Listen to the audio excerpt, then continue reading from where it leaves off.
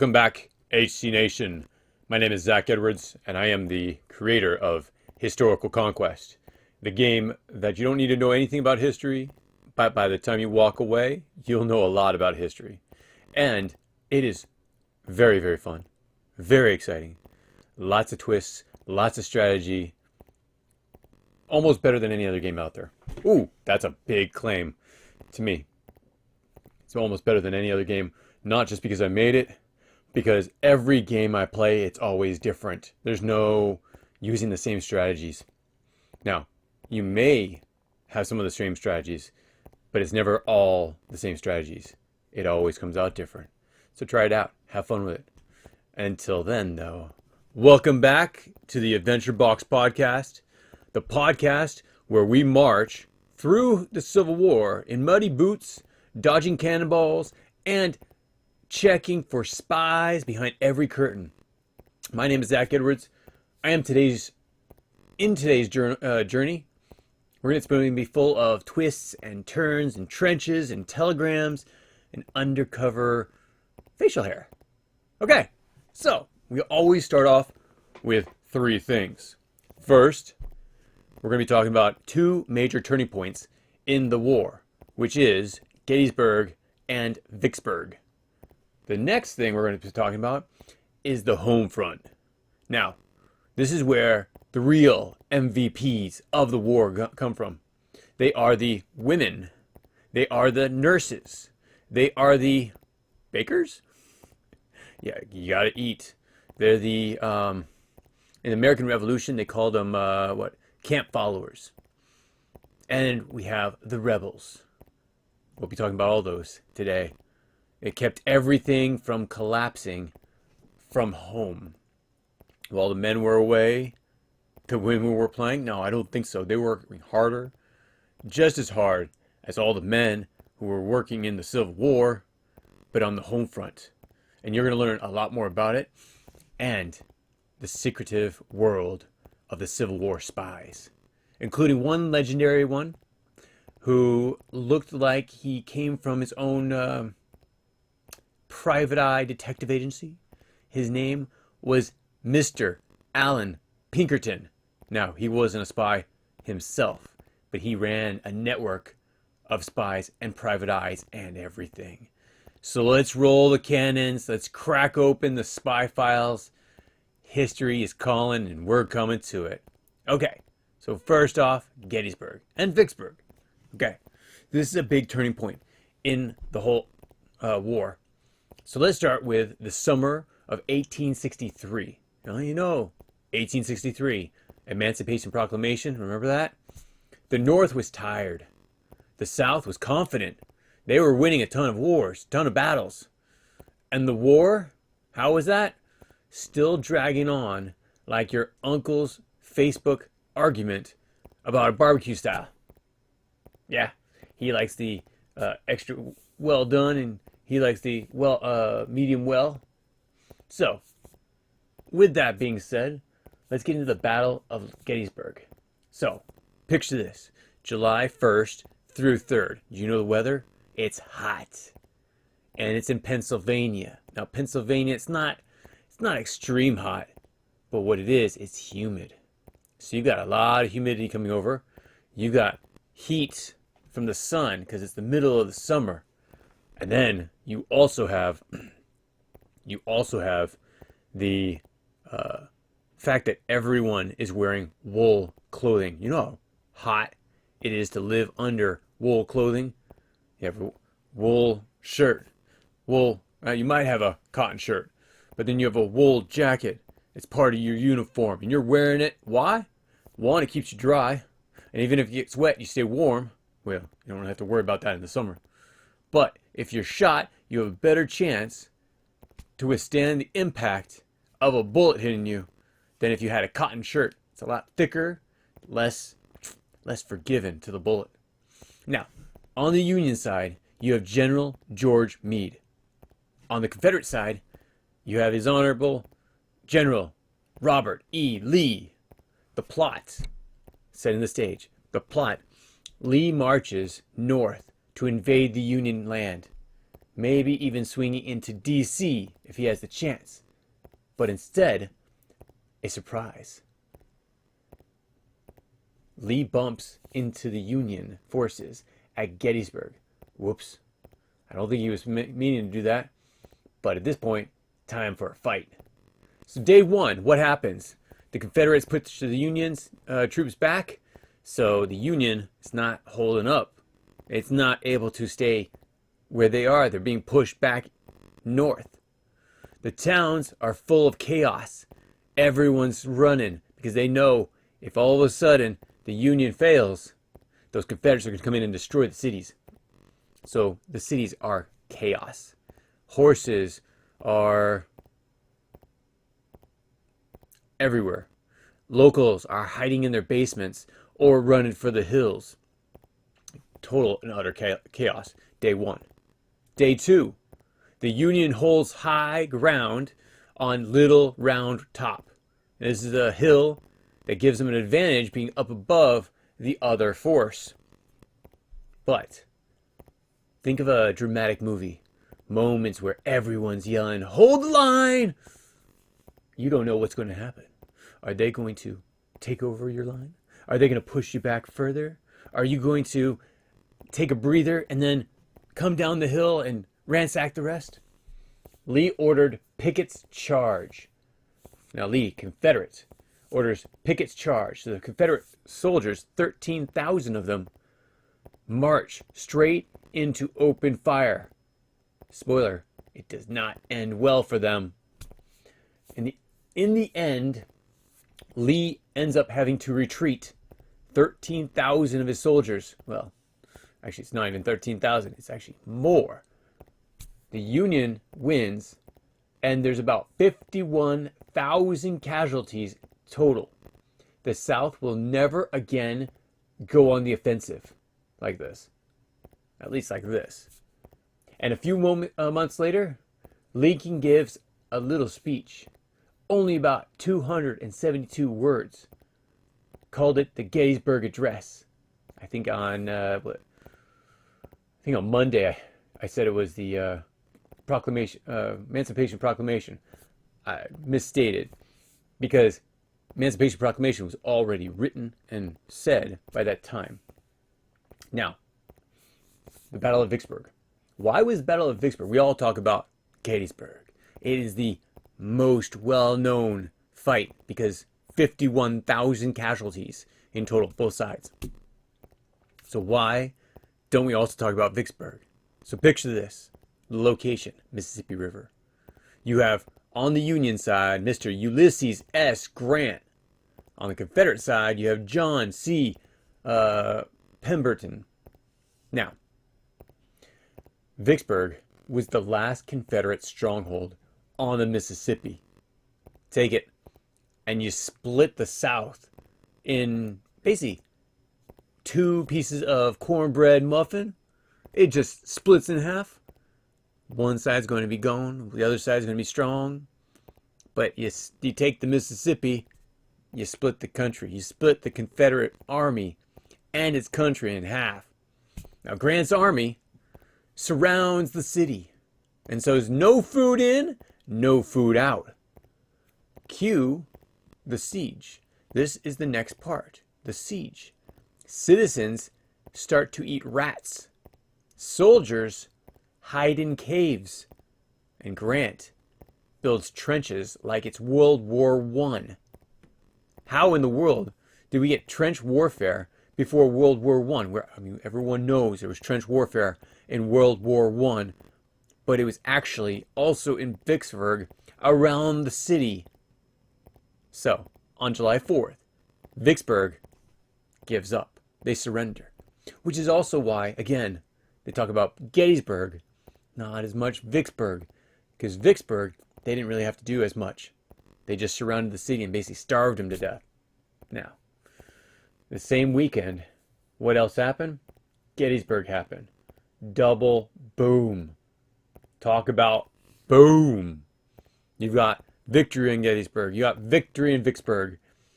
The Union that is downtrodden. It's crushed that the South has been winning so much. is all of a sudden beginning to win. The Union is starting to begin to win.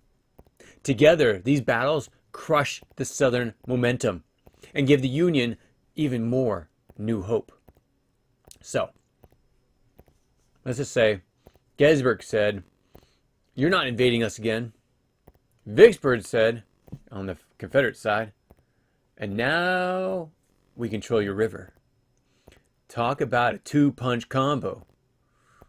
No longer are they going to be able to get into D.C. because Gettysburg was won. No longer are they going to be able to, the Confederates are going to be able to use the Mississippi River.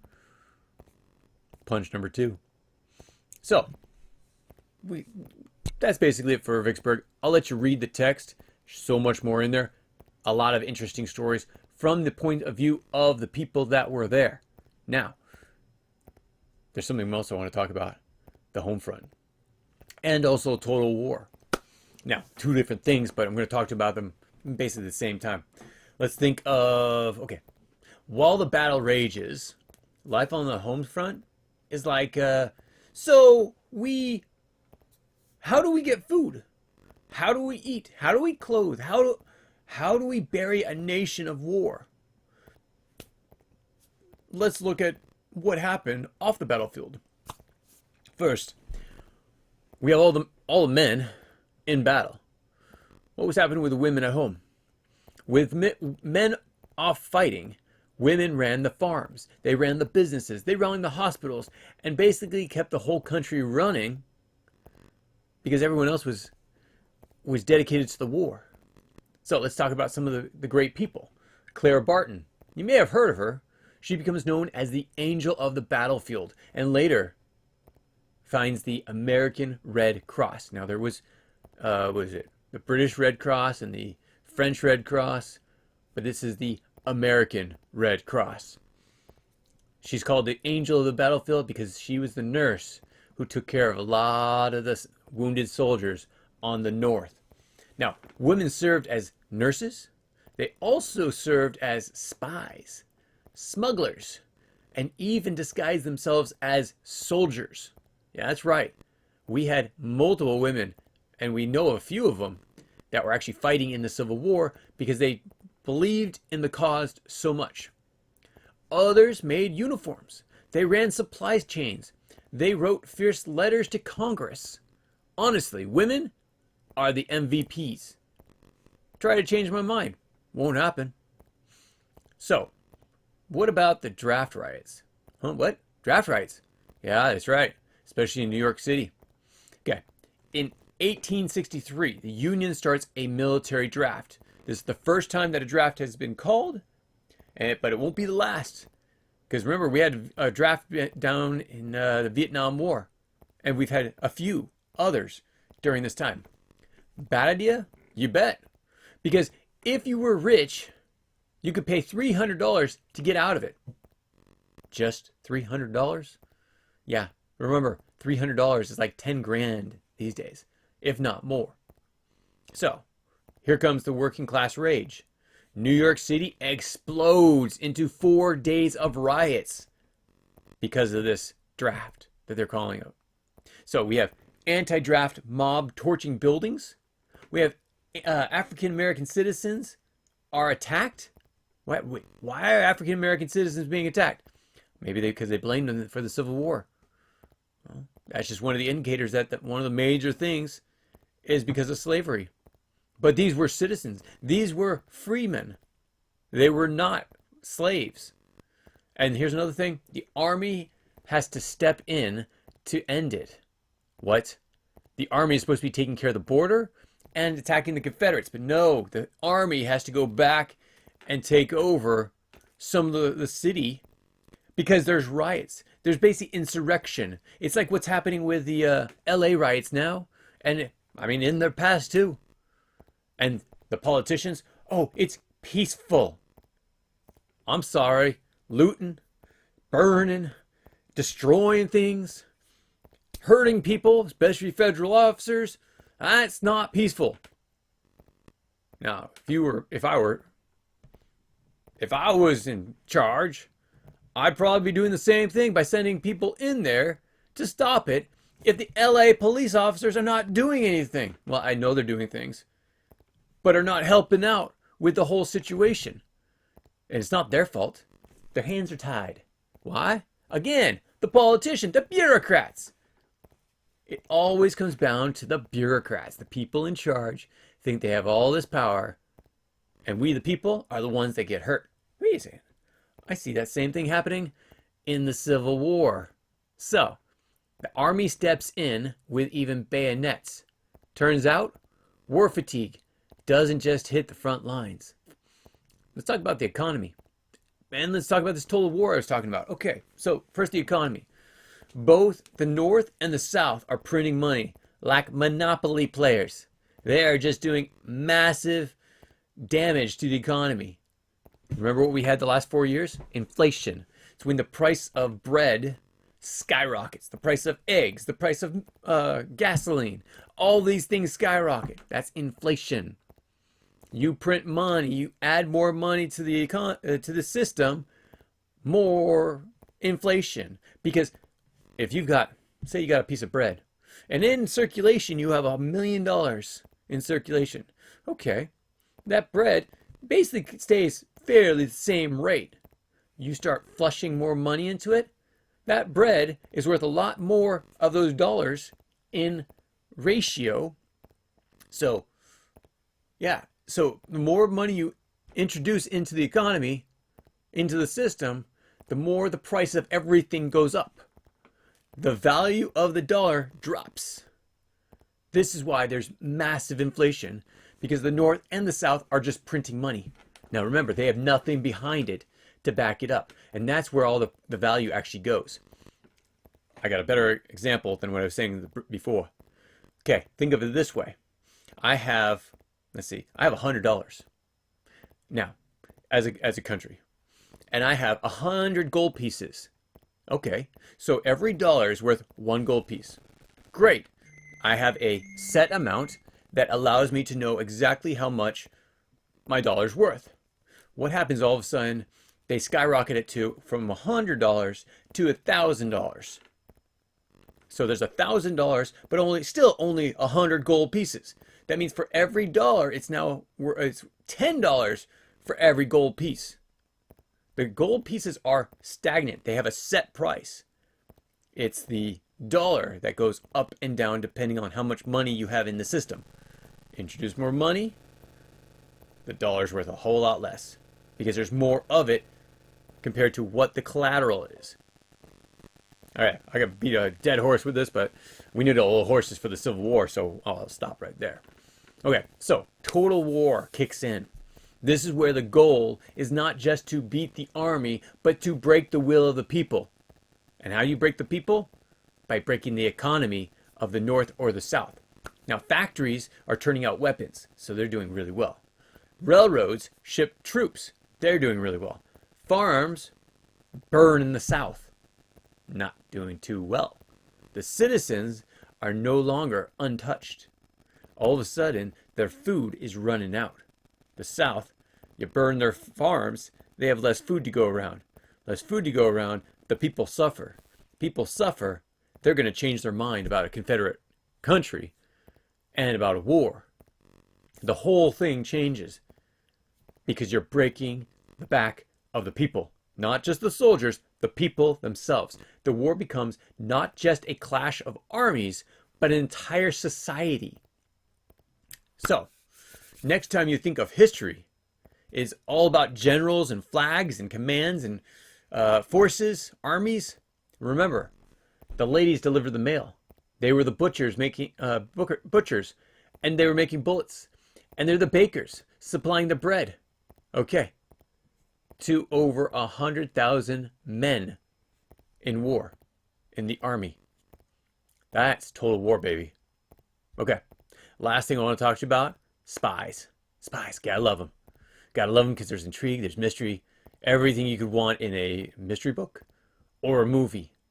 So, here we go. What is it about spies that makes them so mysterious? So every war needs spies. Every war needs spies.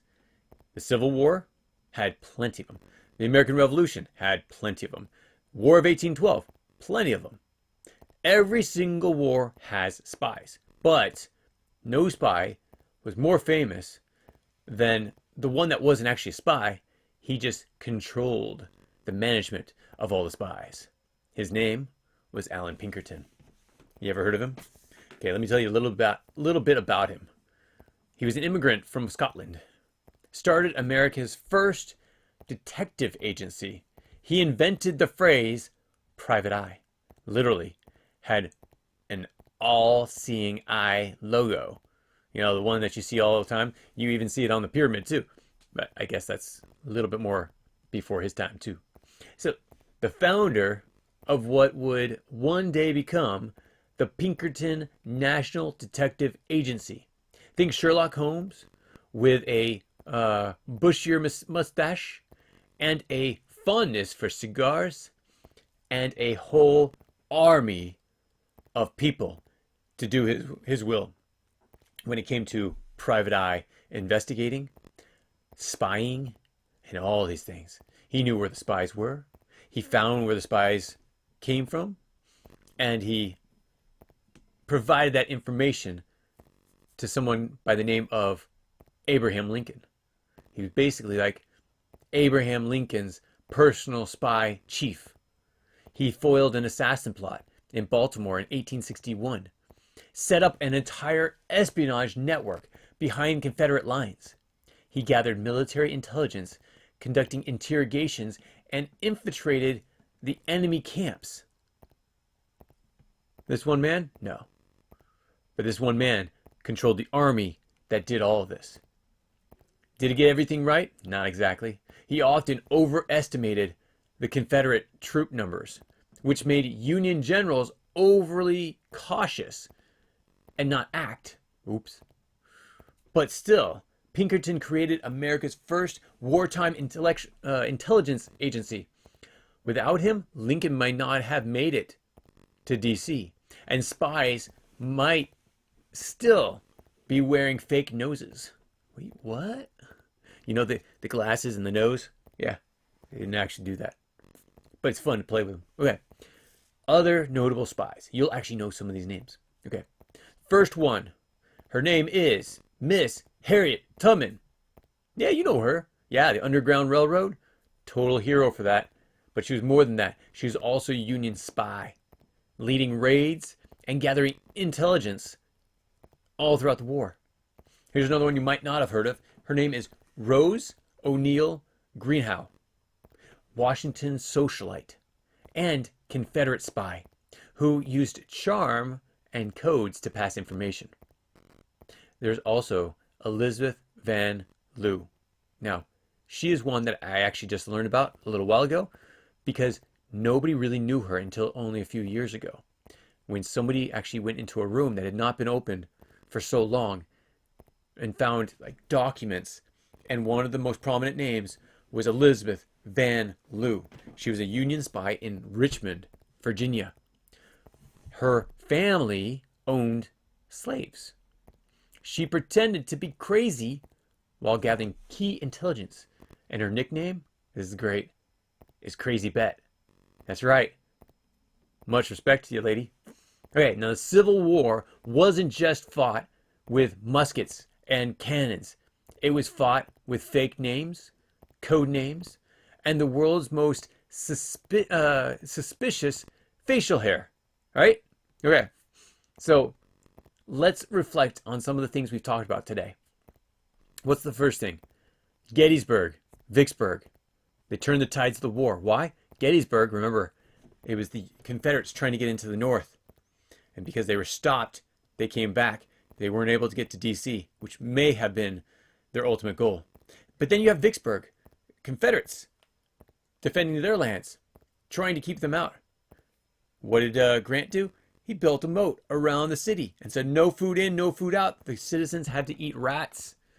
The soldiers were hiding in caves. That's why Gettysburg and Vicksburg was so important. Both of them. This was the turning point.